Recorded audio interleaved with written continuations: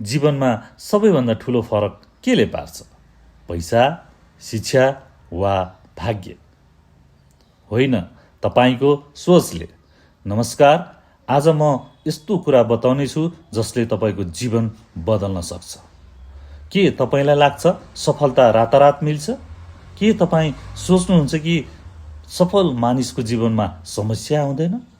सत्य यो हो कि आज तपाईँ जसको उचाइ देखिरहनु भएको छ त्यो कुनै मन्त्र वा तथास्तुबाट मिलेको होइन। त्यहाँ पुग्न उनीहरूले निरन्तर अँध्यारोमा सङ्घर्ष गरे, त्यो कसैले देख्दैन। हो, हामी पनि यस्ता धेरै सपना देख्छौँ, तर पुरा नगर्नका लागि हामीसँग हजारौँ बहाना छन्।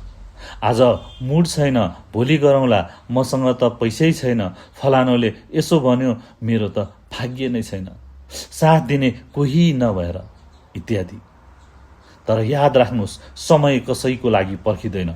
तपाईँले खेर फाल्नुभएको प्रत्येक मिनेटमा कसैले तपाईँको सपना खोसेर लैजाँदैछ। त्यसैले संसारले के भन्छ त्यसको चिन्ता नगर्नुहोस्। जब तपाईँ सफल हुनुहुनेछ, यही संसारले तपाईँको उदाहरण दिनेछन्। त्यसैले अब इतिहास पढ्ने मात्र होइन, इतिहास रच्ने प्रयास गर्नुहोस्। आउनुहोस्, आज हामी पन्छीहरूको राजा बाजको जीवन बदल्ने निर्णयको कथाको यहाँ चर्चा गरौँ। के तपाईँलाई थाहा छ? बाज सबैभन्दा उचाइमा उड्न सक्ने पन्छी हो। हावाहुरी, वर्षा, चट्याङमा अरू पन्छीहरू आफ्नो सुरक्षित वासस्थानमा प्रवेश गर्न तछाड मछाड गरिरहँदा बाज निरन्तर उडिरहन्छ। उडानकै क्रममा कहिलेकाहीँ कागले पनि बेला बेलामा बाजको उडानलाई अवरोध गर्ने प्रयास गर्छ, तर यस्तो अवरोधको व्यवस्था गर्दै आफ्नो उडानलाई निरन्तरता दिइरहन्छ। अन्तिममा काग हार मानेर फर्कन्छ। हो, त्यही पन्छी बाज करिब 70 वर्ष बाँच्न सक्छ, तर 40 वर्ष पुगेपछि उसको जीवनमा एउटा कठिन मोड आउँछ। जसको चुच्चाले खाना खान्थ्यो त्यही चुच्चा बाङ्गिन पुग्छ।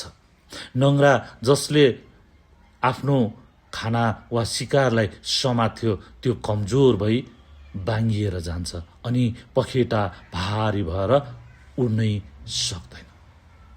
यदि तपाईँको जीवनमा पनि यस्तै समस्या आए तपाईँ के गर्नुहुन्थ्यो? हो, त्यो अवस्थामा बाजसँग पनि दुईटा विकल्प थिए, एउटा मर्ने वा परिवर्तन गर्ने। त्यसपछि उनले दोस्रो विकल्पलाई चुन्छन् र एउटा अग्लो पहाडमा जाने निर्णय गर्छ।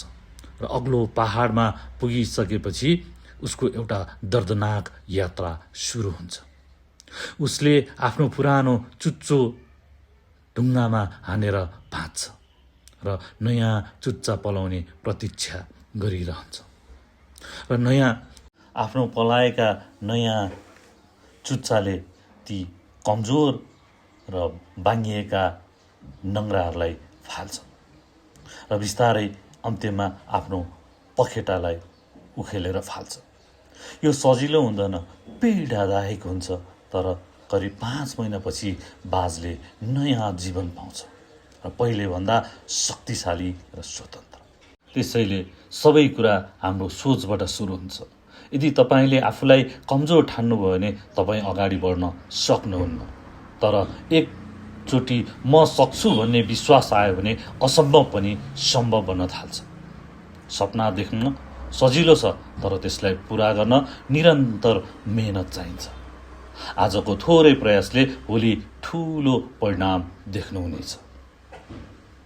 त्यसैले हामी हाम्रो जीवनमा हाम्रा पुराना बानी, डर र नकारात्मक सोचलाई त्याग्नै पर्छ, किनकि परिवर्तन बिना प्रगति सम्भव हुँदैन।